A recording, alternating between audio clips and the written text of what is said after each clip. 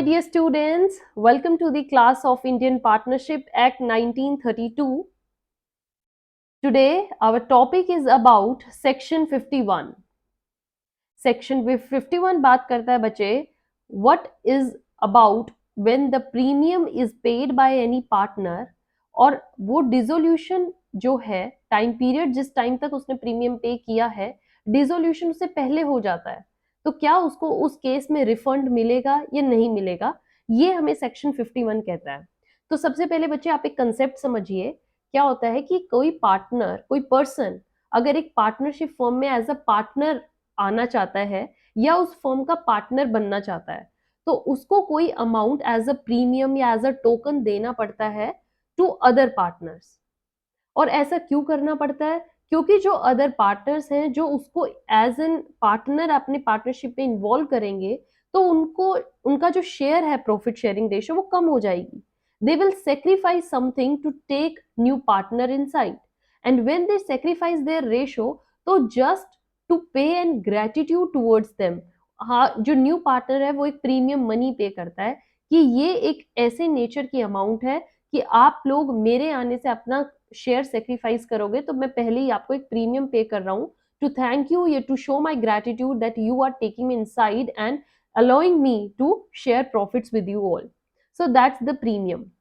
और वो जब प्रीमियम लेके आते हैं तो वो कंडीशन कहते हैं कि मैं इतने साल के लिए आ रहा हूँ, इतने टाइम पीरियड के लिए हूँ और ये प्रीमियम इस चीज का है। बाय चांस जिस टाइम तक उसने वो प्रीमियम दिया है अगर वो उस टाइम से पहले फर्म की डिसोल्यूशन हो जाती है, फर्म एंड हो जाती है, तो क्या जिस पर्सन ने प्रीमियम ज्यादा टाइम के लिए दिया था उसको वो वापस मिलेगा? दैट्स द मेन क्वेश्चन बच्चे, क्योंकि उसके लिए तो ये लॉस हुआ है क्योंकि उसने प्रीमियम दिया था ज्यादा पीरियड के लिए और उसके आने से डिसोल्यूशन हो गया पहले। तो अब जो प्रीमियम है उसको वो वापस मिलना चाहिए। That is your section 51 says yes he has the complete right to take back to refund his premium. Okay, so let's see section 51 in detail. Note down बच्चे, आप अपने नोट्स बनाते रहिए, बहुत ही इंपॉर्टेंट सेक्शन चल रहा है और इसके कंसेप्ट को अच्छे से समझना।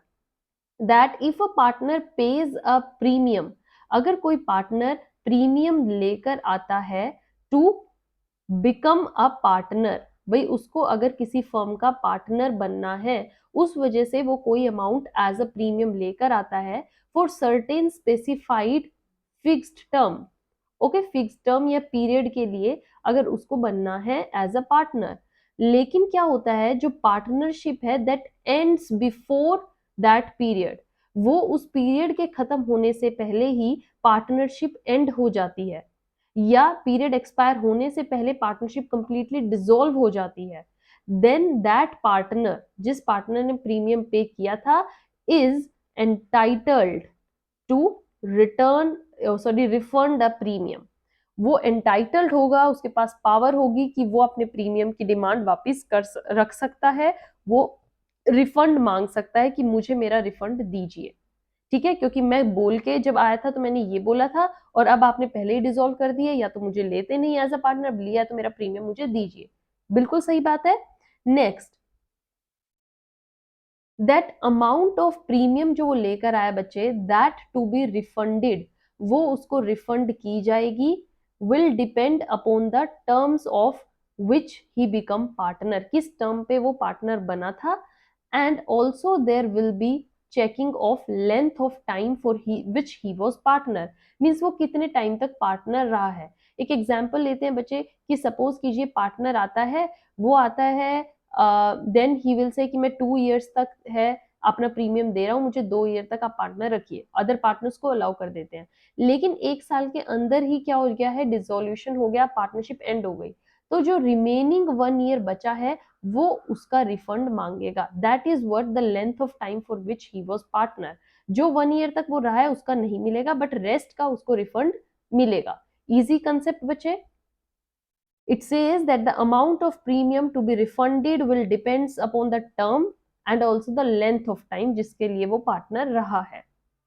Next thing is that if there is no return of premium, अगर पार्टनर प्रीमियम का रिटर्न नहीं किया गया, no return of premium, there is no return of premium. Concept समझिए बच्चे कि प्रीमियम का रिटर्न नहीं होता है कब, if the partnership is at will.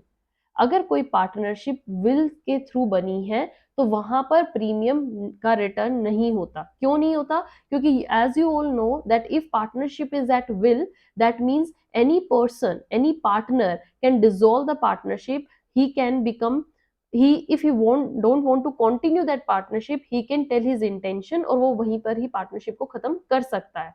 तो यहाँ पर तो कोई फिक्स टर्म की नॉलेज होना जरूरी नहीं है। जब पार्टनर एक आया है और उसको पता है कि यहाँ पर पार्टनरशिप एट विल चल रही है, तो उसको ये नॉलेज होनी चाहिए कि पार्टनरशिप कभी भी खत्म हो जाएगी, यहाँ पर पीरियड का कोई लेना देना नहीं है। सो however if there is an agreement, लेकिन यहाँ पर एक चीज रखिए कि विल में भी अगर कोई एग्रीमेंट है विच प्रोवाइड्स फॉर, किस चीज का प्रोवाइड करता है?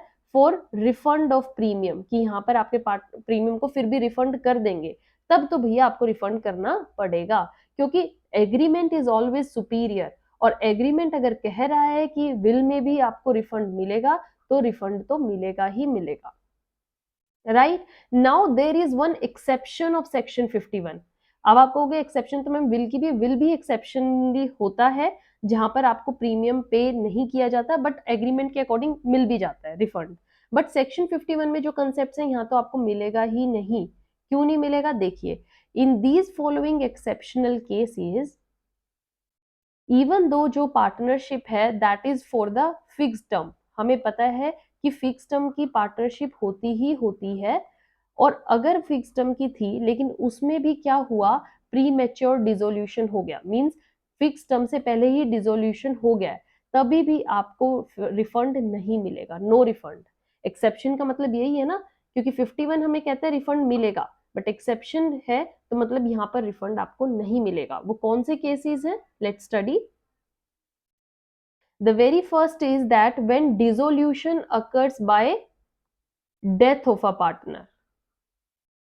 ओके जब किसी पार्टनर की डेथ हो जाती है तो वहां पर तो देखिए बच्चे, यहाँ पर किसी पार्टी का कोई रोल नहीं है। डेथ से नेचुरली है कि पार्टनरशिप अब कंटिन्यू नहीं हो सकती, और अगर पार्टनर की डेथ हो गई है naturally that partnership will come to an end, and here the question of premium refund doesn't arise. Okay next thing is that when a dissolution of a firm is due to the misconduct of the partner who paid the premium, means अगर जिस person ने premium pay किया है वही कोई ऐसा act कर देता है या कोई मिसकंडक्ट या फ्रॉड कर देता है, तो उस वजह से अगर फर्म डिसोल्व हुई है तो यहाँ पर भी रिफंड का क्वेश्चन नहीं उठता, क्योंकि भैया गलती भी आप करो और पैसे भी आपको ही दे, हम रिफंड भी आपको दे, ऐसा नहीं होगा। All right, so here refund का यहाँ पर भी कोई क्वेश्चन नहीं उठता। Moving to the another thing that when dissolution is done by an dash, by an agreement, अगर किसी एग्रीमेंट के थ्रू आप डिसोल्यूशन कर रहे हो, and as I said agreement is always superior, और उस एग्रीमेंट में कोई भी ऐसा प्रोविजन नहीं है, doesn't contain any provision regarding the refund of premium, तो तभी भी आपको रिफंड नहीं मिलेगा। क्योंकि अगर आपने एग्रीमेंट से किया है और एग्रीमेंट में ही आप नहीं लिख रहे हो तो क्यों मिलेगा प्रीमियम? वहां पर अगर आप स्पेसिफिकली क्लियरली ये मेंशन करोगे कि रिफंड मिलेगा तो भैया दो, वरना इट्स नो नीड।